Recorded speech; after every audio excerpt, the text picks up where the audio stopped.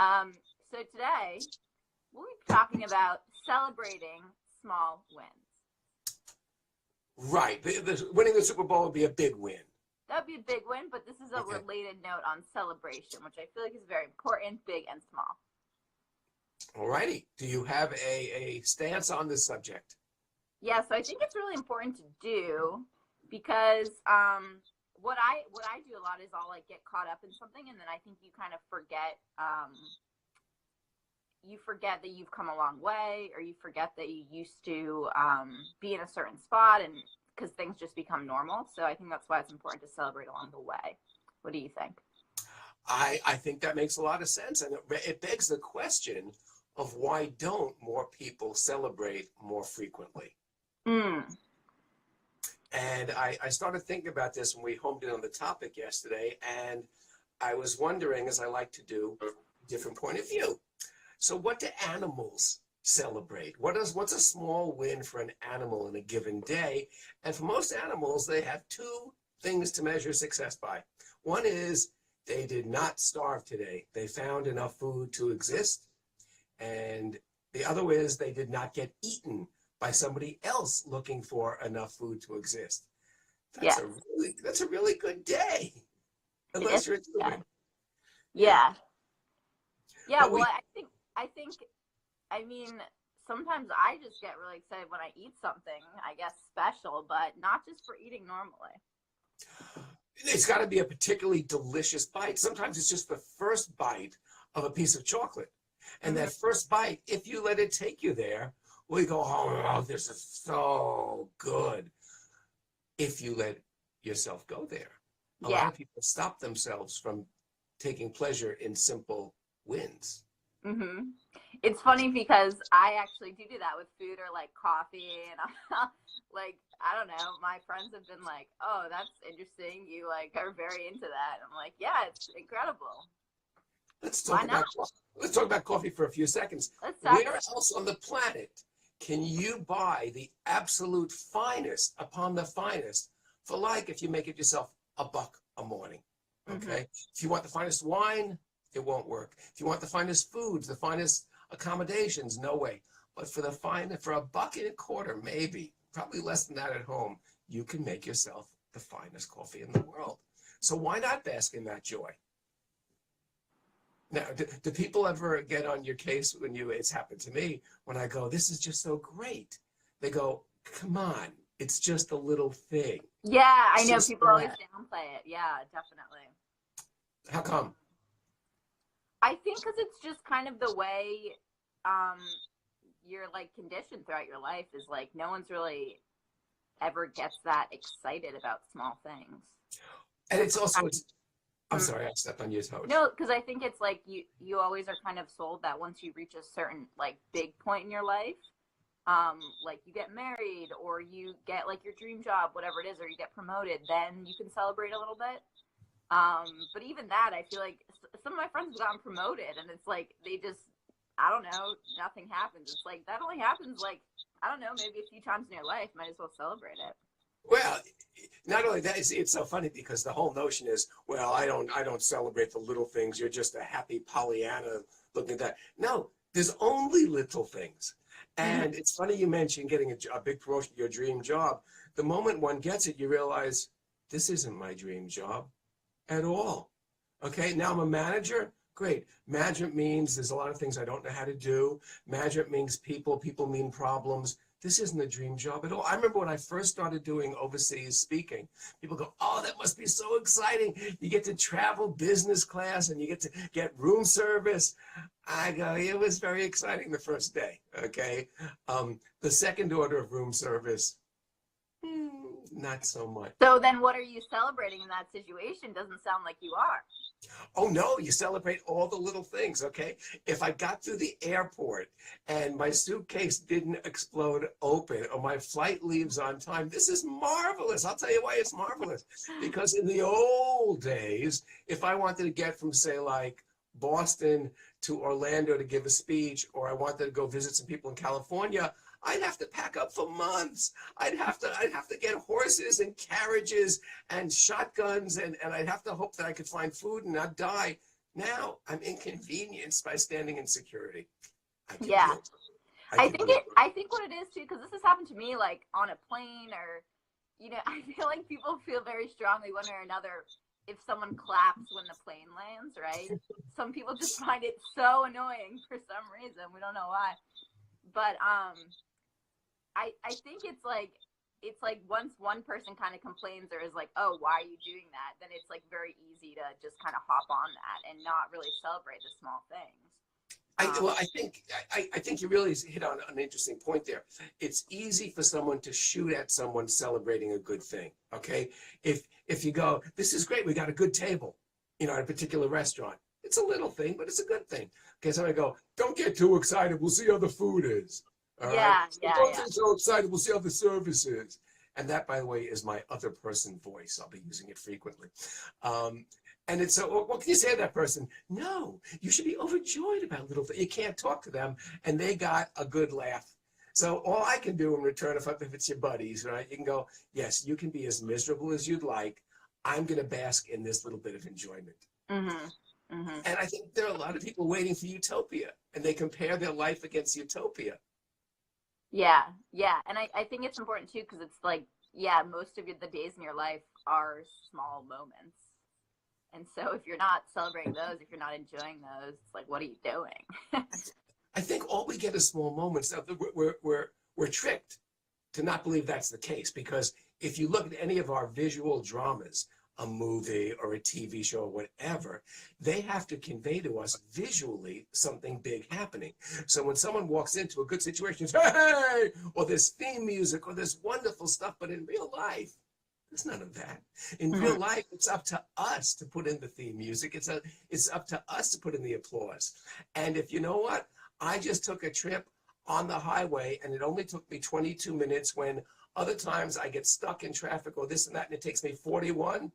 That's a small celebration, my friend. I just found 20 minutes. Yeah, it was funny. I was driving on the highway yesterday and I was just feeling alive, and I put on some Long Train Running by the Doobie Brothers, and it just felt like I was in a movie. So I feel like sometimes you got to do that to get a little pump in your day, I guess. Life would be pumped up more if we had people taking care of our theme music for us. Mm-hmm. I do believe that. An applause track or a laugh track would be nice, but I think just the theme music alone, that's what I would like. I would love theme music. Now the question is then, what theme music? But I digress. Yes. I have a question for you. So what would you suggest for someone who like wants to slow down a little bit, wants to start doing that, but they just find it difficult to like appreciate moments? Okay. It's a good question. It's one of those questions that's so simple and basic, but therein lies its purity and value. The first thing I think a person has to tell themselves is it's okay to bask in things when they go right. Some people have been brought up that, oh no, I don't want to tempt fate. I don't want to get too excited. Who knows when something bad will happen? The bad stuff will take care of itself. You might as well enjoy the good stuff. So number one, you're allowed to do it. Number two, there's good stuff going on all around you every day. And really the gods are watching and checking and seeing if you figured out how to enjoy it. For example, you'll hear this among older people, particularly elder people. How's the day? Pretty damn good if they got out of bed. Okay? They're feeling pretty good about it because they're at an age where, there's a great line, where medical maladies take over from emotional maladies. So they're real happy if they got going in the morning. If one wakes up and they've arranged somehow in their life where they're not hungry and they've got shelter and they have even one friend, something to be pretty happy about. There's a lot of people around the world who don't even have that. If yesterday did not bring bad news, if you did not get a call from the doctor with results, with names of things that you don't really want to hear, it's a pretty good day. Mm-hmm. But only if you consider it that way. If you consider it, the day wasn't utopia. Okay, so I didn't get a disease. What the hell? Well, then you have to use that voice the rest of your life because that's what life's going to be. Right. So one thing I think I should do is, although I don't do it myself, but I've internalized it, so confession, I don't do it, is write down today on a piece of paper something good that already happened to you. Mm-hmm. It's not even 8 o'clock in the morning, but something good already happened to you. You woke up, you had enough coffee. There's coffee in the house. That's good stuff. Yeah, I think it's good too if you it's good to do it in the morning, of course, to start your day with that. But also if you can write 3 things down at the end of the day, because I heard a quote from someone, I forget who, but they said that if you are committed to doing that every single night, and it takes like a minute max, right? Then you're going to spend your day looking for the good things in your life, even if it's small things. Like for me, it's like I made a delicious cup of coffee today, and just I had a new tin of it, so I like peeled off the wrapper and just like took a whiff, and it was like amazing, right? But just appreciating those small things are going to lead you to just feeling better about day-to-day life, and even when something like magnificent isn't necessarily happening or grand. Philosophers through the ages have advised just that, which is you must examine your life and enjoy and bask in the moments of it. Because let's face it, life is harsh. Life has struggles. Life has challenges. Life can change in an instant. And all of a sudden, you've got crapola. You would have traded yesterday everything not to have this headache today. So you might as well bask in it when you get it. But having said that, it makes more interesting conversation when people bellyache. Some people think they bring value when they complain in a conversation with people. That they're the conversation. They go, yeah. I wonder what that waitress did if she spit in our coffee. That's my voice. But there are some people who think that's how they bring value, and their negativity is wit. And it's really not. It just kind of brings everybody down a little bit. So yeah, you're real good about systems and doing this sort of stuff. I've kind of stumbled into some and forgotten about them over the years, or I've internalized a lot. But I think the notion of looking at your day, however briefly at the end of it, is a great piece of advice. Some people go, I don't have time for that. Okay, my life's too busy. Of course you do. You had time to brush your teeth, didn't you? Yeah. Didn't you?